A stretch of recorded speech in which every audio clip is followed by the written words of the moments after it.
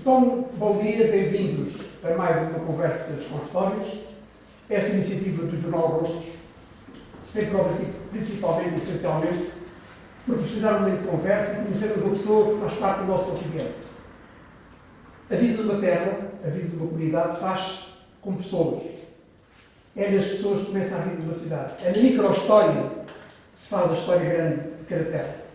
O contributo que cada um de nós dá para a história da cidade e dá para o tempo que vivemos é aquilo que faz a história do tempo que somos.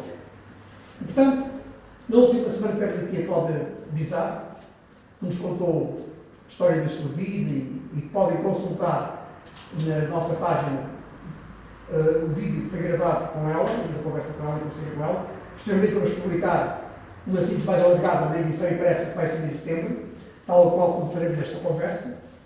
E hoje a nossa convidada é Ana Lourenço Monteiro.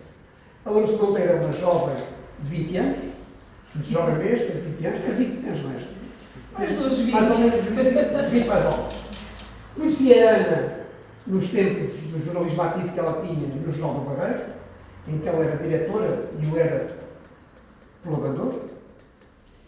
E antes disso já te conhecia de outras circunstâncias. Ana, tu és lá do Barreiro, és natural do Barreiro. Sim, bom dia, primeiro de tudo. Sou nascida na terra aqui do Barreiro, claro, com origens alentejanas, mas nasci cá. Toda a família que é do Alentejo, do Alto Alentejo, e veio procurar emprego cá nesta margem sul, mas também em Lisboa, e por consequência nasci aqui no Barreiro, sim. Mas em que sítio agora nasceste para o Na Verterena.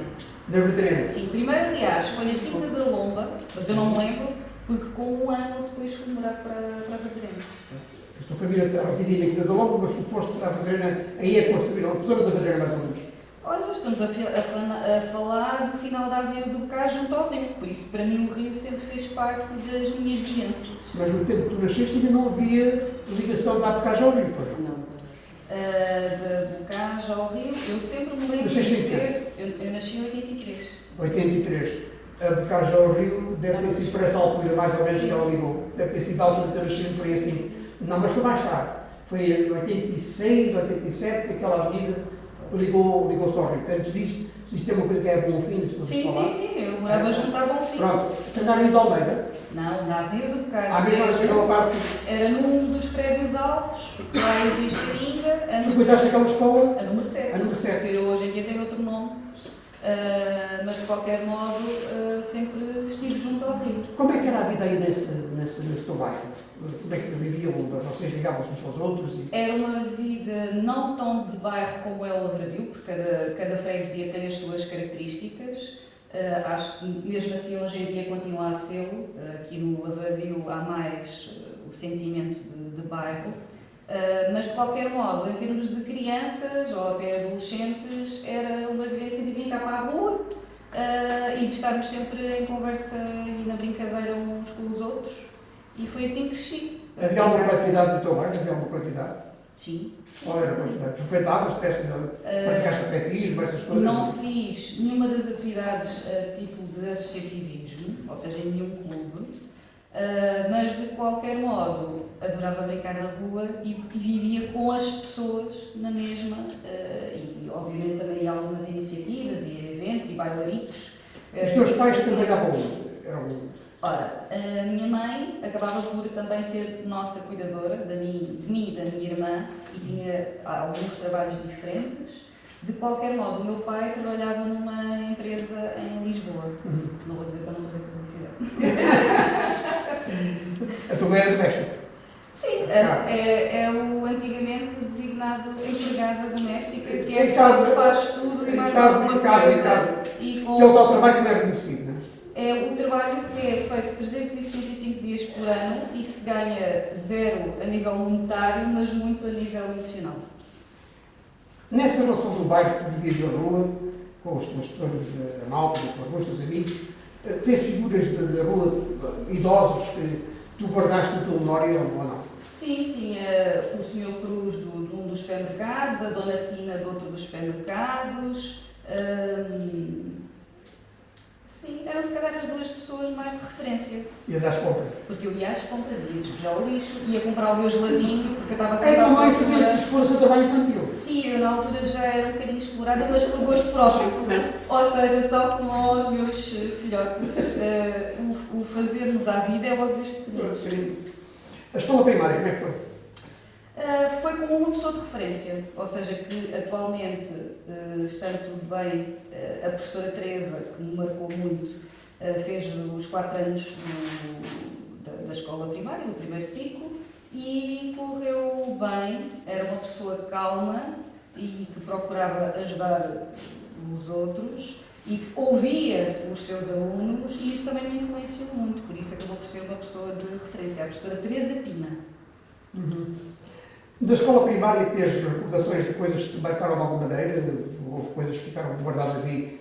Da aprendizagem que tiveste para a vida, houve coisas que em algum momento disseste assim, olha, ainda hoje recordo aquilo que se passou na escola no dia tal, tens assim, ou amigos? Sim, lembro-me de coisas diversas. Posso dizer duas totalmente diferentes uma da outra.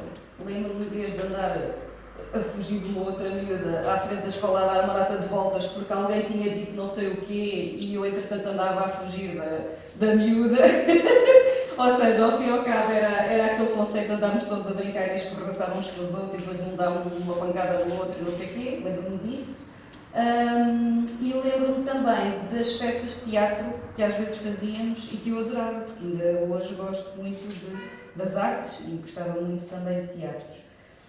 E por outro lado, também me lembro muito, já que fala nisso, de uma pessoa de referência que é o Kira, porque foi uma vez pintar um quadro presencialmente no nosso refeitório e aquilo começou-me a dar os bichinhos de conhecer mais do que é o madeira e fazer outras coisas. Eu tive lá nesse eu era dia. uma das pequenitas que lá Eu estive lá nesse dia que eu pintar o quadro da escola da madeira, estive lá. Aqui uma fotografia desse Então, se calhar ainda lá não sei se está assim, lá, uma não franjinha sei e nunca. o cabelo Mas preto. tem uma fotografia desse dia de eu a pintar árvore na escola da Verdadeira. Porque o Kira nessa altura fazia muito isso na escola, levava a arte à escola. E procurava motivar as crianças a sentir. Foi aí que nasceu o teu gosto pela arte, no fundo, a tua profissão, pela profissão de arte. Também, se formos a interpretar pela arte de comunicar. Comunicar é uma arte. Exatamente. Sim, podemos dizer que desde pequenita, eu acho que quando nasci, que acho que ia chegando primeiro ao hospital com a minha mãe, qualquer coisa assim, já comecei logo a abrir as portas para o mundo das artes e acho que quando me deram uma pacandinha no rabo, em vez de chorar, na brincadeira dizem que eu sorri. E por isso faz parte de mim o facto de estar a sorrir e o facto de dar atenção às pessoas. A parte de comunicar, ou seja, das artes, como estava a dizer, a influência das pessoas que me rodeia, ou que rodeava desde então, levou-me sempre, primeiro que tudo, muito a ouvir as pessoas, a observar. Tanto que eu era a miúda caladinha, mas que quando estava ao pé das pessoas mais próximas, aí já era a rainha da cocada, pronto, como se costuma dizer. Pronto, fazia sempre as minhas palhaçadas e fazia os meus atos e os meus discursos, acho que ainda não falava, já gesticulava e comunicava com as pessoas, mas sempre a sorrir. Faz parte da vida de nós sentirmos família. Faz parte de ti, o sorriso. Faz parte do sorriso permanentemente. Eu não faço essa cara.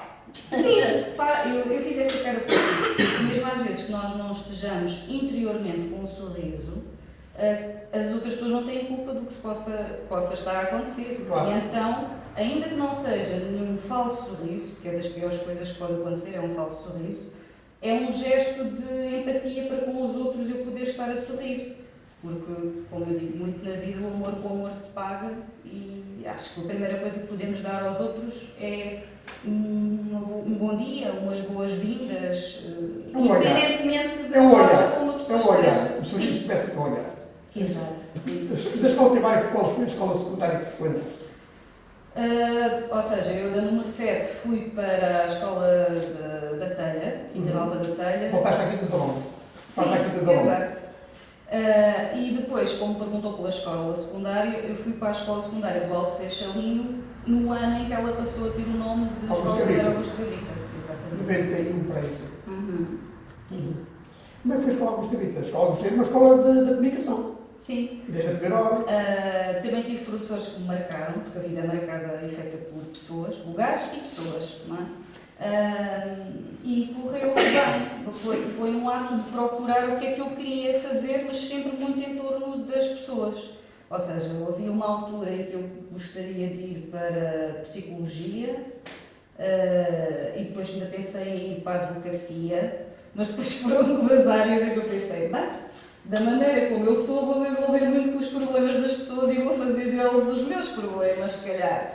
E então tenho que trabalhar muito bem a área da gestão emocional.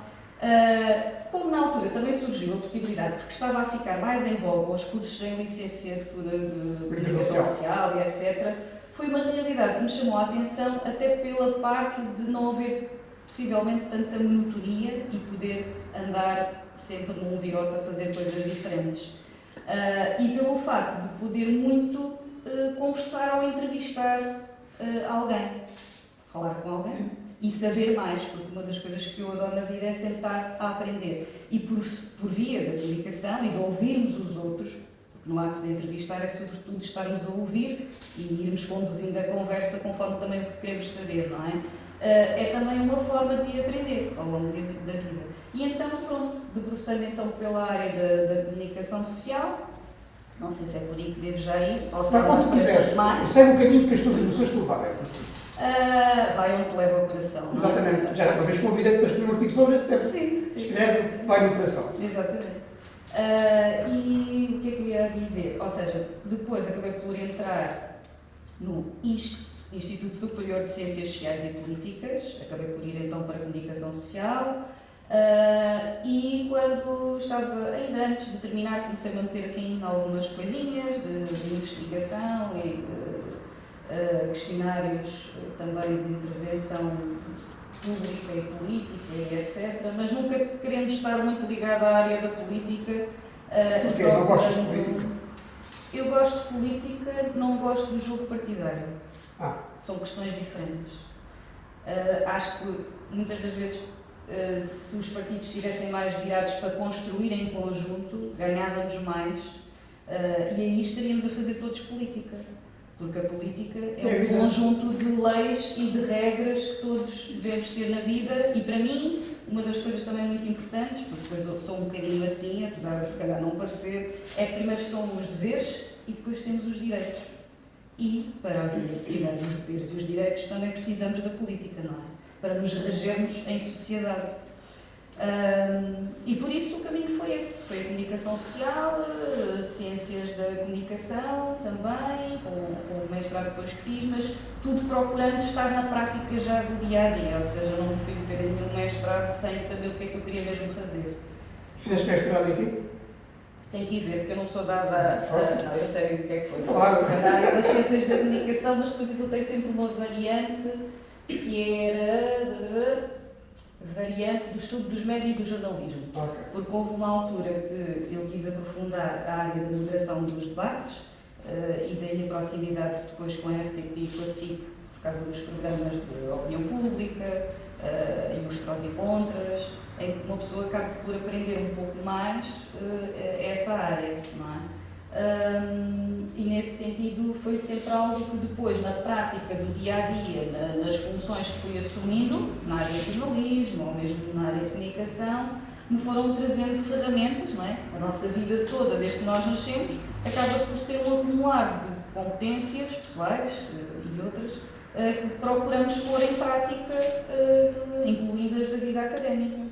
Portanto, tiraste a licenciatura, fizeste a licenciatura. Sim. Qual foi a tua primeira prática da atividade de jornalista? No fundo, é jornalista, não é? Licenciado em Comunicação Social e já exerceste esta tua carteira profissional. Sim, depois entreguei. E depois entregaste, desde quando passaste a exercer a comunicação noutra dimensão. Sim. Mas onde é que foi a tua primeira prática de jornalismo? Ora, eu creio que foi no Diário do Barreiro, que era um jornal somente... da concorrência ao rosto. Exato! Acho que foi daí que eu te conheci! Acho que foi daí que eu te conheci, pois era!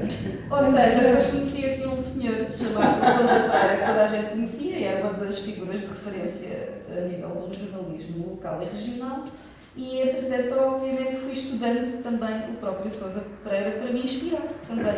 Obrigado. Mas essa experiência do Diário do Barreiro, Era somente digital. que na altura era salutar, muito salutar. Éramos para aí 6 órgãos de comunicação Havia 6 social. órgãos de comunicação social no Barreiro na altura, 6 órgãos de comunicação social, 4 impressos e 2 digitais. O primeiro digital tinha sido o rosto e depois nasceram vocês com o projeto digital.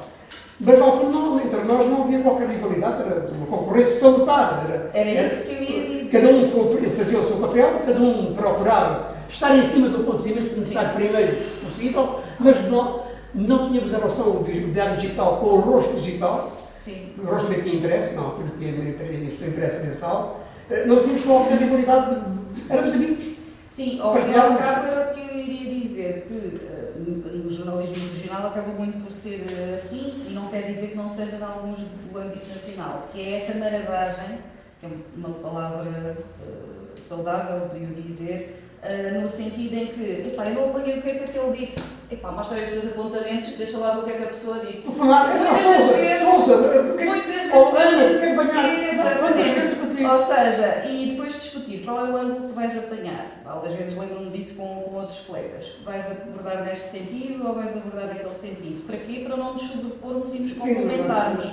E acabava por ser uma convivência muito saudável, irmos para o terreno, procurarmos também, através da comunicação social, fazer algo mais, de focar os leitores para aquilo que poderia ser o importante na comunidade de estar atento. Procurar levar o olhar das pessoas para algo que fosse importante dar atenção. Não pela audiência ou pelo menos no meu caso, assim eu procurava fazer, nos sítios onde estive, porque nunca fui pelo lado, infelizmente ainda continua a ser assim, não pelo lado das vendas, mas pelo lado do conteúdo. Lembro desse trabalho, na altura, a linha principal que havia era fazer notícia. Não era esperar que a notícia viesse ao nosso encontro. Era nós irmos fazer a notícia. E fazer a notícia para motivarmos as pessoas a sentir a cidade. E nós conseguimos isso. Sim. Conseguimos motivar as pessoas para ser. O jornalismo na época não era um jornalismo não era influencer, não era nada disso. Não havia influencer. Não havia influencer. Havia pessoas de Havia referência. pessoas de referência. E tanto que trabalhava acertadamente e deu respeito. Sim. Havia respeito pelo jornalista. Para mal de fazer jornalista. Havia respeito. É muito isso que eu também iria focar, que é a questão do respeito. Porque se houver respeito entre os colegas e órgãos de comunicação social diferentes, nós estamos a construir, mais uma vez, a questão de construir algo em comum. Quando as coisas começam a ir por outro lado, não é bem essa praia, e foi um pouco por aí que eu também deixei o jornalismo. Ou seja, primeiro estão os valores das pessoas e do que é que nós pretendemos servir. Eu às vezes costumava dizer, não estou cá para servir ninguém, estou assim para servir a comunidade através do que eu faço. E ainda hoje o continuo a fazer, independentemente das funções que a pessoa assume, ou no local onde a pessoa está, eu vejo sempre ganhar o meu ordenado, ou dar o meu contributo, mesmo que não haja ordenado, ou seja, o que for das funções que faça, pagas ou não pagas, mas aquilo para o qual são os objetivos de onde eu estou, e um bocadinho mais alargado de qual é que é o meu contributo na comunidade. É um bocadinho, não sei se alguns já ouviram falar na filosofia Ikigai, I-K-I-G-A-I, que vem muito da origem japonesa e que se baseia na questão do crescimento pessoal e profissional, muito baseado em 4 fatores, que é o que é que importa, o que é que se passa no mundo, o que é que eu faço melhor. Por acaso eu trouxe umas cábulas que era para saber o que era. Aquilo pelo qual eu posso ser pago, não é? No âmbito do que é que eu já sou bom, mas também o que é que eu amo, o que é que eu adoro fazer, o que é que me motiva. E é aí, nesse equilíbrio destas 4 questões, que nós vamos procurar pôr em prática o nosso dia-a-dia, pessoal e profissional. É uma filosofia muito interessante, porque esta fusão de questões leva-nos a um equilíbrio de fazer as coisas com gosto e não estar a... Sentir harmonia. Exatamente. Sentir harmonia. Mas nessa altura, só queria voltar atrás dessa matéria, desse tempo do jornalismo, é que não só o próprio poder político, não era só o respeito entre nós, como pessoas da comunicação, o próprio poder político tinha para com a imprensa local respeito no sentido que sabia aquilo que tu disseste. Nós não estamos aqui para ter um preço. Não estamos aqui para ter um preço. Sim, sim, sim. Naquele tempo, pelo menos, nós ninguém tinha preço.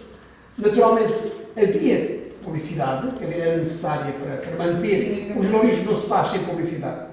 E se me cortarem a publicidade, cortam-lhe a vida. Não é? Sim, para tudo é preciso dinheiro. E, portanto, para tudo é preciso dinheiro. Agora, não é por dar a publicidade que... E não misturávamos a opinião com a reportagem.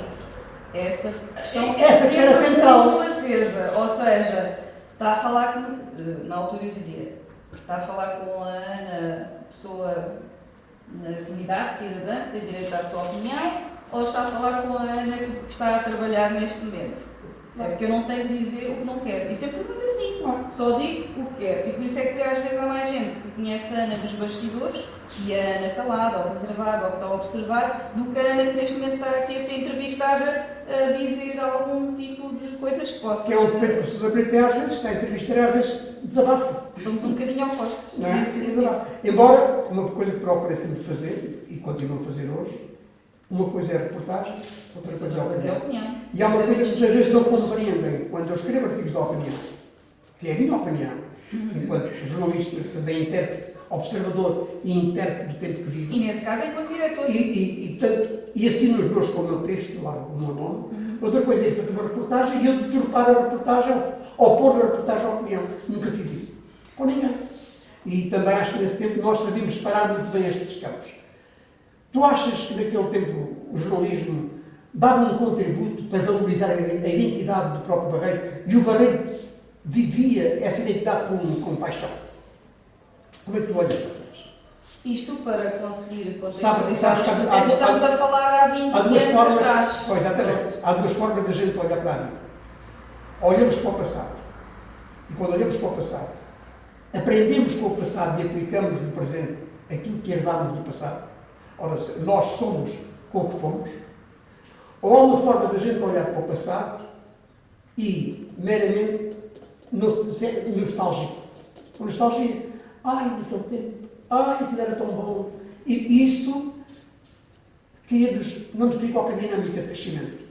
Porque o passado tem que haver o que hoje. Depois estamos aqui hoje, temos que pensar que estamos a fazer futuro. Sim. O presente é o nosso futuro já hoje. Sim, sim. Não, o nosso futuro já hoje está no presente. E, portanto, achas que este tudo, este passado do Barreiro, está presente no Barreiro hoje? Fora de políticas. Fora de políticas. Ana, a política é a vida. A política é a vida, não estou a falar dos partidos. Por isso eu devia ter dito, em vez de dizer fora de políticas, podia ter dito fora de partidos. O que eu acho é que, às vezes, nós não gostamos do caminho que a vida nos dá. Porquê? Porque não são escolhas só feitas por nós. Há toda uma conjuntura das escolhas que eu faço e de outras pessoas e de outras forças vivas na comunidade e de tudo o que está a acontecer. Até numa família, não é? Às vezes o crescimento de uma família pode não ser exatamente o que se esteja a idealizar. Mas isto para dizer o quê? Que há quem defenda que o presente é o que mais importa. E eu acho que sempre, numa perspectiva de crescimento, devemos nos inspirar no passado, não o esquecer, valorizar muito esta questão das memórias, para não deixarmos de influenciar outras pessoas que venham de outras gerações no que é que já existiu, mas temos que aprender. E, nomeadamente, com a questão do que é que o Romeu nos vem, ou que contributos é que se possa dar, mas para nos adaptarmos. Ou seja, essa questão de olhar só de forma nostálgica, vamos ficar para nos tornarmos melhores. Exato, porque o que importa não é sermos pessoas que fazem o bem, é pessoas que são boas. Fazer o bem às vezes está muito centrado na imagem. Olha, eu agora vou-te dar isto, porque até estou aqui à frente desta gente toda e queria-te oferecer, e acho que, pronto, acaba por contribuir para a minha imagem de dar estas flores. Mas, se eu quiser ser uma pessoa boa, que é o mais difícil na vida, muito obrigada, que é o mais difícil na vida, eu não preciso de holofotes. Ou seja, eu não preciso que, e por isso eu gosto muito da vida dos bastidores, uma coisa é a área das nossas funções, que às vezes temos de estar à cara, temos de estar à frente das coisas, mas a título pessoal, enquanto cidadã, prefiro estar naquele corre-corre do dia-a-dia, tipo formiguinha, a fazer as coisas, mesmo que não tenha visibilidade. Porque para sermos pessoas boas não temos que estar a demonstrá-lo. Mas já tiveste visibilidade. Foste diretora do Jornal do Barreiro. Fui durante 6 meses.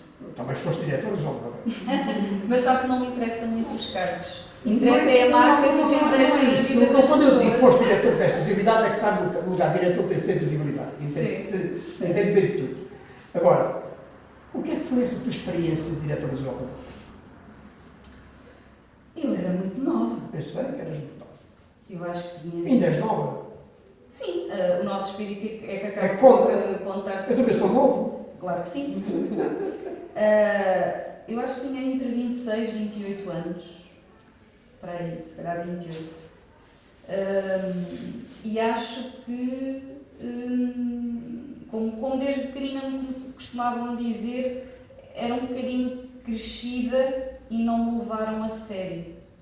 No sentido em que procurei focar-me no que seria o contributo, a pensar no todo do Barreiro, sobretudo, da região, mas posso não ter sido levada muito a sério no sentido em que aquilo poderia mesmo resultar. E acho que nada importa. Mas como é que sentiste publicar aquela última edição do jornal, que me convidaste para escrever um artigo? Sim. Eu escrevi um artigo também nessa última edição. Como é que sentiste esse fechar da porta do Jornal do Barreiro? O que é que isso fez em ti?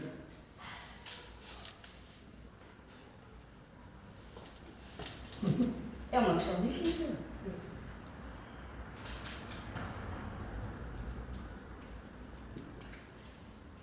Foi difícil.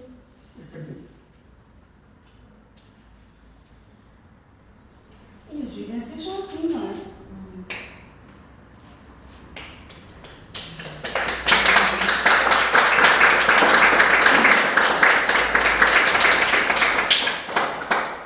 Foi difícil porquê? Não quiseste dizer nada, não me agradaste, está tudo dito com a tua emoção.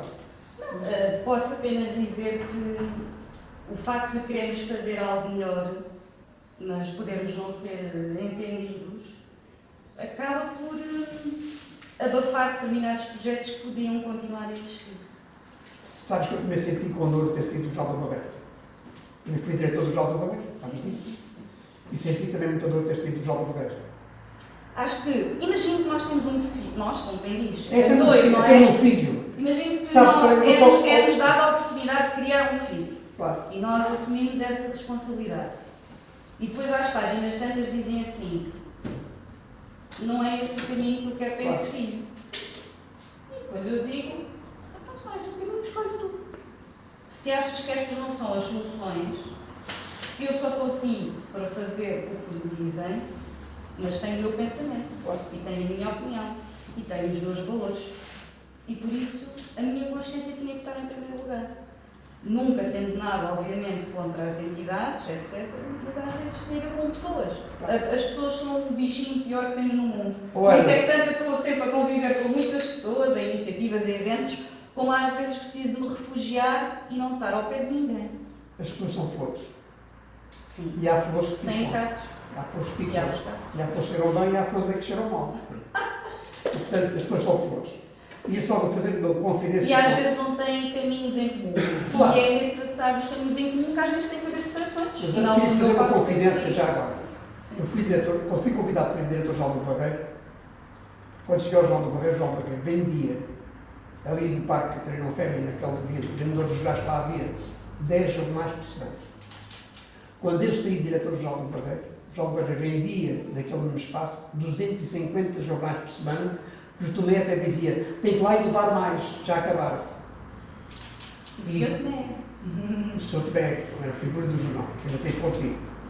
E eu saí do jornal, precisamente, ninguém me mandou embora, foi eu que me vi embora. E fui embora porque o caminho é este e não quero outro caminho, não vou por aí. E portanto, sabes o que é isso? É a liberdade.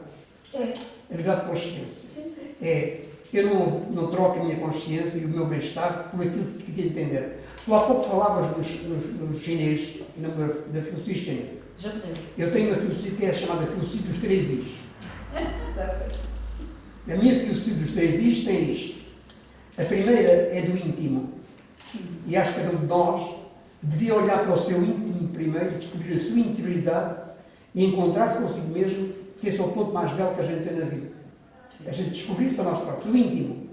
E assim é a resposta à pergunta: o que é o homem? O que é o homem? A segunda é o inteligível. Nós, quando começamos a descobrir-nos a nós, começamos a querer descobrir o outro, os outros. Então isso é o pensar. Saímos do sentir interior para o pensar. É o inteligível. E aí a pergunta que se coloca é o que é o mundo, o que é o homem e o que é o mundo. E depois a última pergunta que nós temos, que é aquela que eu chamo no nível espiritual ou no nível do que entenderem, cada um entende como quiser, seja agnóstico ou seja crente, é a pergunta do inexplicável. É o I do inexplicável. E aí a pergunta é o que é Deus, ou qual é o sentido disto tudo, ou porque é que nós vivemos. E encontrar estes três Is, que é o que eu chamo a dimensão ética do interior, a dimensão estética do inteligível, que é o belo, o observar, o gostas, e por fim a dimensão hermenêutica. Comunicar. Hermenêutica é comunicar. E é o belo da vida é a gente comunicar uns com os outros. Estamos a fazer aqui, estamos a comunicar, a conversar, e por isso é que o dedismo, a comunicação do dedismo, eu que há dias com os amigos, desculpa só mais esta nota, a entrevista é contigo, não é comigo. Já está a coisa bem. Eu que há dias ouvi um amigo dizia-me pelo WhatsApp: eu não respondo a conversas por WhatsApp. Não quero conversas por WhatsApp. Quando muito é um comentário ou outro, as conversas não quero. Porque às tantas eu digo uma coisa e o outro interpreta de outra maneira, e o outro interpreta de outra, e às tantas estamos a discutir coisas que nenhum que nós olhamos olhos nos olhos. Portanto, essa experiência que tu viveste alguma vez foi bonita para ti? Foi uma experiência muito bonita, feita com pessoas, em conhecer mais a terra, conhecer todas as estradinhas e sítios e mais alguma coisa, a convivência com a história, do aprender mais, do bichinho que tinha ficado desde criança de querer conhecer mais a terra onde estava e onde cresci. E depois houve uma altura que me zanguei com o Barreiro. Tive assim uma crise de identidade, em que, de certo modo, também coincidiu com a altura de procurar casa e fui morar para o Seixal. Ou seja, não fiquei longe. Só me afastei um bocadinho para respirar melhor e para ver um bocadinho melhor as coisas. Porque às vezes quando a gente se afasta, vê um bocadinho melhor. E aprendemos com mais pessoas, não é?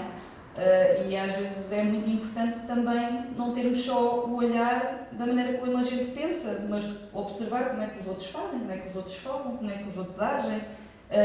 E isso também acabou por me fazer um bocadinho bem, a nível pessoal e a nível profissional, no sentido de ter outros olhares e ir para o outro lado do rio Coina e olhar o Barreiro numa outra perspectiva, que é algo que eu faço muitas das vezes, não é, Santiago? É o meu filho mais novo. E que nós ficamos lá do outro lado a olhar um bocadinho para o lado de cá. E falas da ponte constantemente, já escreveste o João Roça, os teus artigos sobre a ponte. O que é isso da ponte? É aquela ponte prometida, que eu espero não morrer sem ela estar concretizada. Aliás, o António Costa, eu assisti, o António Costa prometeu aqui na Quimigal. Sim. Prometeu aqui na Quimigal, no Europa 2020, acho que é Sim. A ponte de Barreiro Seixal está feita. Sim. Que era para 2030, ou que era, seria feita. Foi prometido pelo nosso Primeiro-Ministro à altura, que seria feito. Esperemos que sim. É uma reivindicação que nós vimos todos bater o pé para ela, porque são 15 milhões de euros e mete o Barreiro no Seixal a 5 minutos e mete o Hospital do Barreiro no Seixal em 5 minutos. Porque, é assim... Tu estás farta de ouvir por isso? Estou farta de escrever por isso e sempre que vou encontrando alguém, é sempre um dos tópicos, às vezes, que eu procuro introduzir nas conversas. Não é pela questão de fazer falta. Claro, nós todos. É uma questão de visão, porque imaginemos que até vem aí, sabe que é desta? Como é que é o nome? Parque de Cidades do Tejo. Parque de Sul, Parque de Cidades do Tejo. Que já se ouviu falar em diferentes formatos e vamos ver se é desta. O que é certo é que o ato de comunicar não tem a ver só com falar. Como falou há bocadinho, numa conversa do WhatsApp, nós precisamos, e porquê? Fazendo aqui duas referências. Ponto número 1. Porque é que as tecnologias não podem ser só o conversar ou comunicar por meio da tecnologia? Porque até um emoji pode ser falso em relação ao que nós estamos a ter que comunicar. Eu posso lá pôr o sorriso e não estou com um sorriso nenhum. É só para deixar a outra pessoa descansada do outro lado. É um jogo psicológico. E por isso, nós quando comunicamos com as mãos, comunicamos com o olhar, comunicamos com muita coisa. E fazendo a ponte para a ponte, o que acontece é que as pessoas também precisam de estar umas com as outras, entre, por exemplo, Barreiro, Seixal ou outros concelhos, para estarem e viverem as realidades e construírem memórias e fazerem mais pelas suas terras. Eu costumo dizer muito, como tenho um pé no Barreiro, outro no Seixal, sempre, que a terra é onde eu me sinto bem. A minha terra é Barreiro, mas não deixa também, de há uns 20 anos, se calhar, para cá, ou menos, 17, por aí, 20, de ser também o Seixal. Porque muitas das vezes nós limitamos à esfera geográfica. Quando é tão parvo, nós temos um pé aqui e outro aqui. Por exemplo, vamos à Espanha, não é? Se eu puser um pé aqui e o outro lado, o outro do outro lado, eu estou em dois países ao mesmo tempo. Mas o que realmente nos pode motivar a viver as terras é sentir fazermos parte delas. Não é só deixar que as coisas nos venham para a Europa. Não é só ser fabricado. É nós procurarmos também ir ter as coisas e poder muito facilmente, tanto estou aqui nesta freguesia, como vou àquela freguesia daquele lado, mas não é só daquele concelho, eu vou aqui ao lado, já tenho a Baixa da Banheira, já estou no concelho da Moita, então por qual é que era o mal de irmos ali para o lado do Seixal? E tínhamos tanto a ganhar que temos que ver um bocadinho o respeito pelas linhas geográficas e pelo que é de cada município, mas a convivência e a partilha e o crescimento conjunto só faz bem às comunidades. É a aprendizagem de diferentes realidades ao fim e ao cabo. Há pessoas que eu me lembro lá que eram no Alentejo, vieram morar para cá na mesma, e de eu estar a ouvir um dos senhores, eu era pequenita, a dizer assim: vocês também moram no Barreiro? Sabes, eu vivia ali no Seixal, mas ia ao Liceu Alfredo da Silva. E eu, ora bolas, vais partir à ponte. Desde pequenina que eu digo mesmo. E portanto, uma ponte só serve para ligar. E ligar o quê? Pessoas, não é para ver os comboios a passar. É para ver uma estratégia que cada pessoa que elegemos há de ter a sua visão, mas devemos sempre pugnar um pouco por esta partilha de convivências e de experiências. Ok. Nos teus apontamentos, diz alguma coisa que tu debaixo de nota e gostava de dizer nesta conversa isto e que não veio estar bem lá ainda? Disse-me que era para falar da minha vida e eu tive que escrever aqui coisas que... Então diz lá. Coisas da tua vida. Já falei de pessoas que... Além da tua família, dos teus filhos, da tua mãe que veio de algures do Alentejo. Exatamente. Do Alentejo. Exato. Porque o Barreiro é uma terra feita de muitos lados. Sim, o comboio parava e... Eu também vim do Algarve, eu vim do Algarve. Eu vim do Algarve e as minhas raízes estão em Espanha, tá? Pronto, está a ver. Os meus bisavós são de Espanha. Não sei. Isto ao fim e ao cabo as conversas com mais cerejas. Isto depende do que... Podemos continuar a seguir na segunda parte com mais alguma conversa, mas eu gostava de colocar uma pergunta que ainda na última conversa também coloquei à Cláudia. Como é que tu olhas para o Barreiro hoje? Como é que sentes o Barreiro hoje, que trabalhas cá, embora não esteja cá? Como é que tu sentes esta terra hoje e a vives? Eu não posso dizer que as pessoas antigamente se conheciam todas umas às outras, porque isso é utópico. Há sempre muitas pessoas e elas não se conhecem umas às outras, no sentido até da vivência do bairro, não é? Tem muito a ver essa pessoa que quer sair e dar-se aos outros também, não é? E isto às vezes, conforme as freguesias, também vai havendo um sentimento de que uns são mais dados a partilhar a vida em comum ou não. Mas acho que devido ao sufoco da zona metrópole, não é? de Lisboa, está a haver, por consequência, nos concelhos limítrofes, um crescimento parecido ao de Lisboa. E vejo um bocadinho com receio a perda de identidade. Ou seja, por um lado, é importante crescermos, acolhermos mais pessoas e estarmos abertos a quem venha ter connosco, passa a residir, etc. Por outro lado, tem que haver uma preocupação com a marca Barreiro, não no sentido publicitário, claro, mas no sentido das memórias, das histórias, das pessoas que marcaram o Barreiro. própria CUF, não é? Pronto. Tudo o que está ligado à identidade do Barreiro. Ou seja, poderá ter que haver muito uma estratégia, passando isso também muito para as escolas, porque uma das coisas que eu tinha para aqui notado é a aposta nas escolas. E escolas, nomeadamente com projetos que se façam com as crianças, porque normalmente os programas estão feitos assim, a gente centra-se na matéria que é para dar, do português, da matemática e do inglês, mas há muita importância de viver também a vida dos conselhos com pequenos projetos e pequenas coisas que se possa fazer com as crianças na escola. Porque muito do que nós somos, enquanto adultos, está feito com base na personalidade que construímos em criança. E se essas memórias do passado forem também dadas às crianças para as viverem com pequenas peças de teatro que possam realizar, com atividades junto ao rio, vamos lá fazer tipo maquetes de como eram os moinhos antigamente, ou até vamos imaginar e dar às crianças a possibilidade de lhes dizer como é que vocês veem o futuro da manhã? Vêm aqui a algum sítio, uma ponte, em algum lado, como é que vocês estão a pensar? Ou seja, é muito dar às crianças que são os futuros adultos também a possibilidade de viver as memórias e fazer parte da construção. E acho que o podermos apostar nas crianças vai-nos dar a possibilidade de, se calhar, combater aquilo que eu estava a dizer, que é a perda de identidade.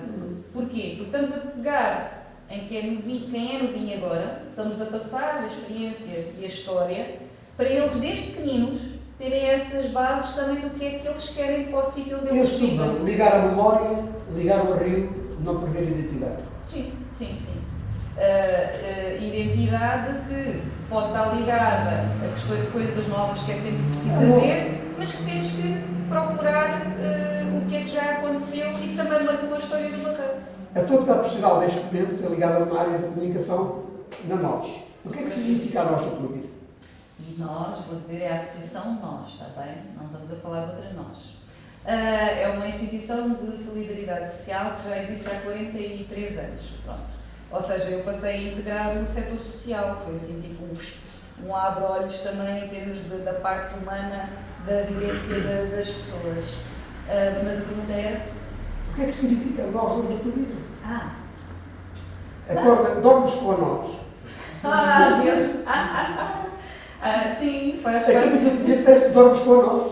A nós vai para a cama contigo e acordas de noite a sonhar com a nós. Com os seus projetos. A área da comunicação é algo que, quando está dentro de uma empresa, de uma organização, etc., acaba por ser transversal. E há a parte externa, não é? Nós temos de trabalhar para dar a conhecer o que é feito, e há a parte interna, que é o procurar também, de certo modo, unir as partes, não é? Os trabalhadores, as equipas e etc. E muitas das vezes, quando há projetos, têm esse duplo significado, que é trabalhar as pessoas internamente e projetar o que as pessoas também fazem para fora. E estamos a falar desde as pessoas que apoiamos, como trabalhadores, e muitas vezes até também no conjunto. E a área da comunicação muitas vezes está lá um bocadinho metida, seja por via da comunicação interna, seja por via da comunicação externa, e depois, como estou ligada à parte das parcerias, também isto tudo muito mexe.